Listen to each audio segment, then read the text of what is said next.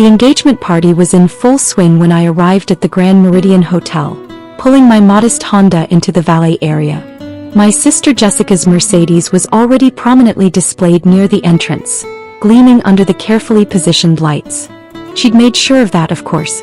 Everything about Jessica's upcoming wedding had to scream wealth and status. I'd barely stepped into the lobby when my mother spotted me from across the marble floor. Her expression shifted from practiced elegance to visible disappointment in seconds. "Emma," she said, her voice carrying that particular tone of restrained displeasure she'd perfected over the years. "You wore that dress to your sister's engagement celebration." I glanced down at my simple navy shift dress, perfectly appropriate but clearly not expensive enough for the occasion. "It's nice to see you too, Mom. Don't be dramatic. I'm simply saying Jessica sent you links to appropriate attire. She even offered to help you purchase something suitable." My mother's eyes swept over me again. "But I suppose we can't all make the effort." Before I could respond, Jessica materialized beside us, resplendent in a cream designer gown that probably cost more than my monthly salary. Her fiancé Bradley hovered nearby, looking uncomfortable in his custom suit. "Emma." Jessica air-kissed near my cheeks. "You made it. I wasn't sure you'd come, considering..." She trailed off meaningfully. "Considering what?" "Well, the accommodations. Bradley and I booked the presidential suite, obviously. Mom and Dad have the executive suite. Most of the wedding party has the deluxe rooms." She lowered her voice conspiratorially, though her eyes gleamed with something sharp. "I know this is all very expensive for someone on a teacher's salary. I had them reserve you a budget room. 3rd floor. It's small, but it has everything you need." "That's thoughtful," I said evenly. "I try to be considerate of everyone's circumstances." Jessica smiled brightly. "Anyway, the cocktail reception is starting. Try to mingle, won't you? Though I know networking isn't really your thing." The next 2 hours were a masterclass in subtle humiliation. Jessica had invited 200 people to this engagement party, an elaborate affair that was apparently just the warm-up to the actual wedding weekend. Everywhere I turned, someone was discussing property investments, luxury vacations, or business ventures. My aunt cornered me near the champagne fountain to ask, in a voice dripping with pity, if I was still teaching those troubled children. "I teach high school English," I corrected gently. "The students are wonderful." "Oh, of course. Very noble work. Not lucrative, but noble." She patted my arm. "Your parents must be so proud that at least one daughter turned out successful." By the time dinner was announced, I was ready for a break. The seating chart positioned me at a back table with distant cousins I'd met twice in my life. Jessica and Bradley held court at the head table, surrounded by their wealthy friends and business associates. During the salad course, my father stood to make a toast. "To my daughter Jessica," he began, his voice warm with pride, "who has built an incredible career in finance and found a partner equally accomplished. Bradley, welcome to our family. Together, you two represent everything we could hope for in the next generation." I noticed he didn't mention having 2 daughters. After dinner, I excused myself and headed to the front desk to check into my room. The lobby had quieted, most guests still at the reception. A young desk clerk greeted me with a professional smile. "Good evening. Checking in." "Yes, Emma Hartley. I believe there's a reservation." She typed quickly, then paused, her expression shifting to something puzzled. "Oh, yes. Room 302. Our budget accommodation. That's fine. It's just..." She glanced at her screen again, then at me. "Never mind. Here's your key card. 3rd floor, turn left from the elevators." The room was exactly as Jessica had described. Small, clean, functional, and thoroughly unimpressive. A far cry from the luxurious suites I'd seen in the hotel's promotional materials. I set down my overnight bag and caught my reflection in the modest mirror above the dresser. Same Emma as always. Same quiet, apparently unsuccessful Emma who didn't quite measure up. My phone buzzed. A text from Jessica. "Hope the room is okay.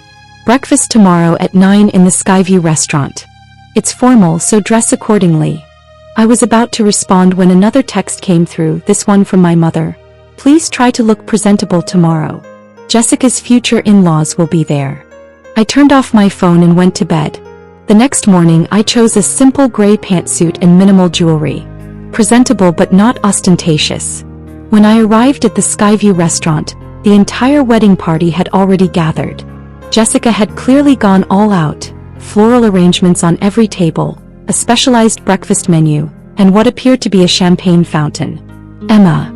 My mother waved me over to their table with barely concealed urgency. You're late. And is that what you're wearing? It's 8:55, Mom. And yes. Never mind. Just try to make conversation, please. Bradley's parents are here. She gestured to an elegant couple who were deep in discussion with my father about golf club memberships. I found a seat at the edge of the table next to a bridesmaid I'd never met. She introduced herself as Veronica and immediately launched into a story about her recent purchase of a vacation home in the Hamptons. I nodded politely and focused on my coffee. Midway through breakfast, Jessica stood and clinked her glass for attention. Everyone, I just want to say thank you for being here. This weekend means everything to Bradley and me. We've worked so hard to build our careers and our life together, and having you all here at this beautiful hotel to celebrate with us is just perfect. Applause rippled through the room. Bradley stood and wrapped an arm around her waist. We're also excited to announce that we've just closed on a penthouse in the city. Jessica's bonus this year made it possible. More applause. My mother practically glowed with pride. And, Jessica continued, her eyes scanning the room until they landed on me, we wanted to make sure everyone could be part of this weekend, regardless of their financial situation. That's why we made arrangements for family members who might struggle with the costs. Because family is family, even when some of us are more successful than others. Several people glanced in my direction. I felt heat creep up my neck but kept my expression neutral. After breakfast, as guests dispersed to enjoy the hotel's amenities, Jessica approached me with her bridal party in tow. Emma, we're doing spa treatments this afternoon. It's $500 per person, so I didn't book you. I figured that would be too much on a teacher's budget. I appreciate your consideration, I said quietly. But you could come sit in the relaxation lounge with us. They have free cucumber water. Veronica giggled at this. I think I'll explore the hotel instead. Jessica's smile sharpened. Of course. Though I should warn you, the amenities here are really geared toward a certain clientele. The pool requires resort wear, no basic one-pieces, you know. The fitness center has a dress code. Even the business center requires a day pass. I'll manage. I'm sure you will. She leaned closer. Look, Emma, I know this weekend probably makes you feel bad about your choices. Teaching instead of pursuing a real career. Living in that tiny apartment. Never finding someone successful like Bradley. But you shouldn't feel bad. Not everyone can be accomplished. Someone has to be ordinary. Something flickered in my chest. Not anger, but a distant sadness. If you say so, Jessica. I do say so. And honestly, it's good for people to see the contrast. Makes Bradley and me look even better. She laughed as if this were a joke, but her eyes were serious. Anyway, enjoy your afternoon. Try not to feel too out of place. As she walked away, Veronica Stage whispered, Is that really your sister? She's so successful and put together. You two are nothing alike. I spent the afternoon in my small room, reading and trying to ignore the succession of texts from family members.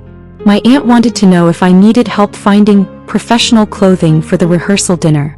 My cousin asked if I was doing okay financially, and offered to send me links to budgeting apps. Even my father sent a brief message. Your mother and I hope you're being pleasant to Jessica's friends. This is an important weekend for her. By evening I'd had enough. The rehearsal dinner was scheduled for 7 o'clock in the hotel's grand ballroom. I arrived exactly on time, wearing the one formal dress I'd packed. A simple black number I'd had for years. My mother intercepted me at the door. Emma, that dress. What about it? You wore it to your cousin's wedding 3 years ago. People will remember. Then they have excellent memories. She sighed dramatically. Just try not to embarrass us, please. The ballroom was spectacular. Crystal chandeliers, floor-to-ceiling windows overlooking the city, tables draped in ivory silk.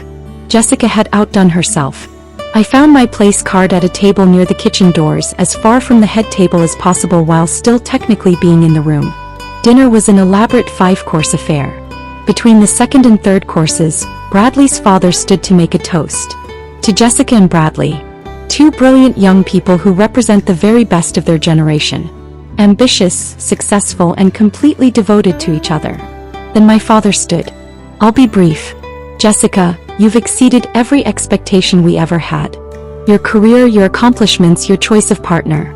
All exemplary. Your mother and I couldn't be prouder." I waited for him to mention me. He didn't. After dessert, Jessica pulled me aside near the bar. She'd had several glasses of champagne and her carefully maintained composure had loosened slightly. "Are you having fun, Emma? It's a beautiful event." "It is, isn't it? Do you know how much this weekend is costing? The engagement party, this dinner, the wedding tomorrow? Over $300,000. Can you even imagine having that kind of money? I'm happy you have the resources to celebrate how you want." "Resources?" She laughed. "Such a teacher word. It's called success, Emma. Bradley and I are successful. We worked hard, made smart choices, built careers. We didn't settle for mediocrity. Teaching isn't mediocre. Sure, if you like being poor and unimportant." She swayed slightly. "Do you know what Mom said to me last week?" She said, "Thank God at least one of my daughters turned out well." At least one, Emma. Isn't that funny? Hilarious. You could have been something. You were smart enough. But you chose wrong and now look at you. 32 years old, single, living in a studio apartment, making $50,000 a year teaching kids who probably won't amount to anything either. Before I could respond, Bradley appeared and gently steered Jessica away. "Come on, sweetheart. Let's get some water." As they left, Veronica materialized with 2 other bridesmaids. "Oh my God, is it true you're staying in one of the budget rooms? Like the ones they give to staff families?" "I'm staying in room 302 if that's what you mean." "That's so sad. I mean, Jessica tried to help you out by getting you a cheap room, but still. Being here and seeing how the other half lives must be really hard for you." "I'm managing." "You're so brave." She said it like a compliment, but her eyes were gleaming with amusement. I excused myself and headed back to my room. The hallway on the 3rd floor was quiet, almost institutional compared to the luxury of the upper floors. I just unlocked my door when my phone rang. Unknown number. "Hello. Ms. Hartley? This is James Mitchell, the general manager of the Grand Meridian. I apologize for the late call, but I wanted to personally welcome you to our hotel. I understand you're here for a family wedding." "Yes, that's right." "Wonderful. I also wanted to let you know that if you need anything at all during your stay, please don't hesitate to contact me directly. We want to ensure your experience is perfect." "That's very kind. The room is fine." There was a pause. "The room? Yes. Ms. Hartley, if I may ask, is there a reason you didn't mention your relationship with the property when you made your reservation?" "My sister made the reservation. And I prefer to keep certain things private, Mr. Mitchell." "Of course. I completely understand. But if you change your mind about the accommodations, the room is fine. Thank you for calling." After I hung up, I sat on the edge of the narrow bed and allowed myself a small smile. Tomorrow was going to be interesting. The wedding day dawned bright and clear. I dressed in the one formal gown I'd brought, a deep emerald silk that I'd purchased years ago but rarely had occasion to wear. When I arrived at the bridal suite to check in with my family, my mother took one look at me and frowned. "Green? To a wedding? It's a perfectly appropriate color." "If you say so." She turned back to Jessica, who was holding court in a white silk robe, surrounded by makeup artists and hairstylists. "Sweetheart, you look absolutely radiant." Jessica caught my reflection in the mirror. "Emma, you came. I thought maybe you'd skip the actual ceremony. You know, given how uncomfortable you must feel. I wouldn't miss it." "Well, you can't stay long. This room is for the bridal party only. You understand?" I did understand. I left and made my way to the ceremony venue, a stunning outdoor terrace on the hotel's top floor. Rows of white chairs faced an elaborate floral arch. A string quartet played softly. It was objectively beautiful. The ceremony began precisely at 2 o'clock. Jessica looked stunning in her designer gown. Bradley looked appropriately moved. My father walked her down the aisle with visible pride. The officiant spoke about love and partnership and building a future together. I sat in the back row and watched my sister marry a man who would probably never know the parts of her that weren't carefully curated for public consumption. The reception was held in the grand ballroom, transformed now with thousands of flowers and elaborate lighting. I found my place card at a table with distant relatives again. Jessica and Bradley made their grand entrance to thunderous applause. The first dance was choreographed and perfect. The toasts were glowing. My father stood during dinner. Today, I gained a son and watched my daughter become part of an exceptional partnership. Jessica and Bradley, you represent everything we hoped you'd be. Successful, ambitious, and completely devoted to excellence. Still no mention of having 2 daughters. Between courses, Jessica and Bradley circulated among the tables. When they reached mine, Jessica was glowing with champagne and triumph. Emma, are you having a good time? It's a beautiful wedding. It really is, isn't it? Worth every penny. Though I suppose $300,000 seems like an impossible amount to someone like you. She leaned down, her voice lowering. You know what the worst part is? Mom and Dad didn't even want to invite you. They said it would be awkward having you here when everyone else is so successful. But I insisted, because that's what good sisters do. How generous of you. I thought so. He straightened. Anyway, enjoy the rest of the reception. Try the champagne. It's $400 a bottle. Probably the most expensive thing you'll ever drink.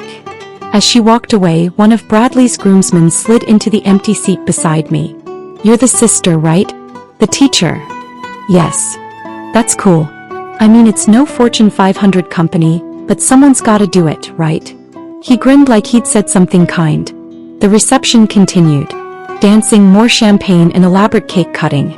Around 9 o'clock, I decided I'd fulfilled my family obligation and quietly slipped out. The lobby was bustling with hotel guests and wedding attendees spilling over from the reception. I was heading toward the elevators when I heard my name. Miss Hartley. I turned to find James Mitchell, the general manager, approaching with what appeared to be concern. Is everything all right? You're leaving the reception early?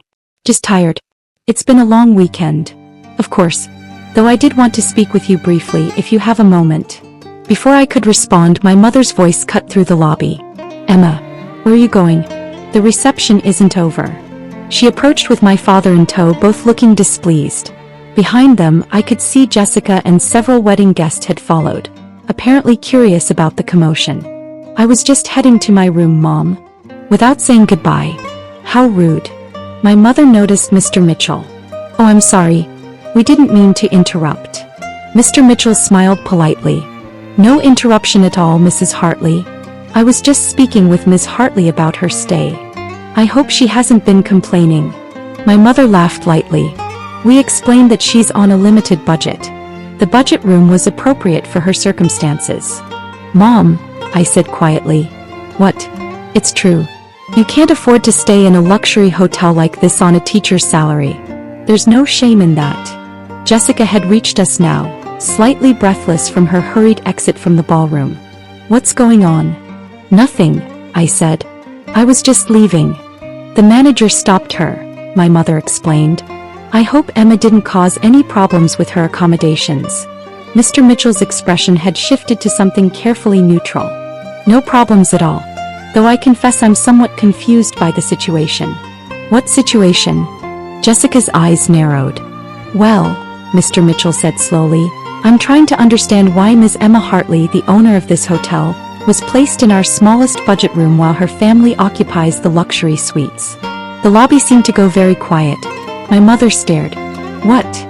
Ms. Hartley owns the Grand Meridian, Mr. Mitchell continued, his voice clear and professional. She's owned it for 5 years, along with 6 other properties in this chain. I've been the general manager here for 3 years, and she's been an exceptionally supportive owner. Which is why I was quite surprised to see her checked into room 302. Jessica's face had gone pale. That's not possible. I assure you it is. Mr. Mitchell gestured to a woman approaching from the business center.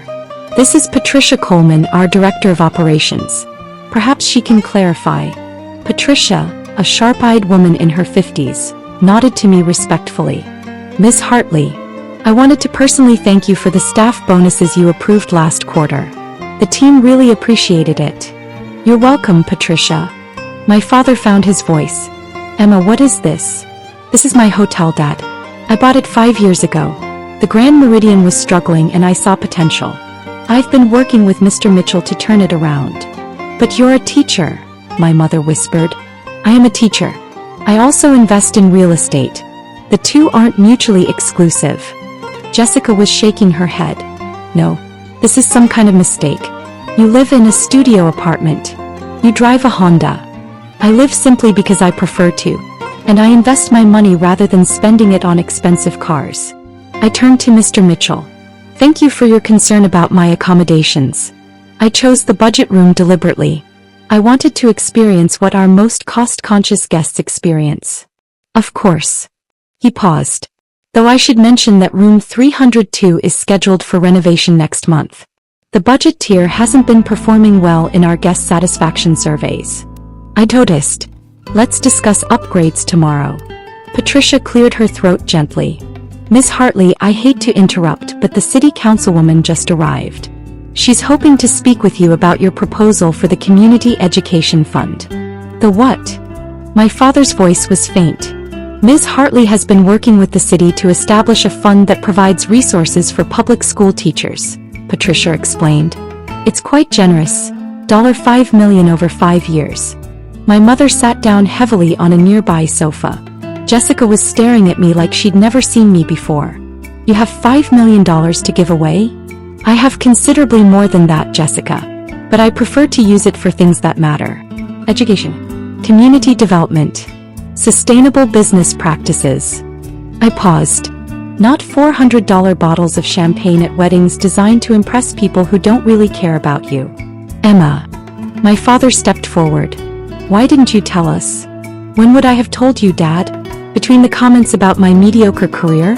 Or while you were toasting Jessica as your only successful daughter? Several wedding guests had gathered in the lobby now, drawn by the commotion. Veronica stood near the entrance to the ballroom, her mouth open. Mr. Mitchell tactfully gestured to his staff. Perhaps we should move this conversation somewhere more private? No, I said quietly. I think we're done here. Jessica, I hope you and Bradley have a wonderful honeymoon.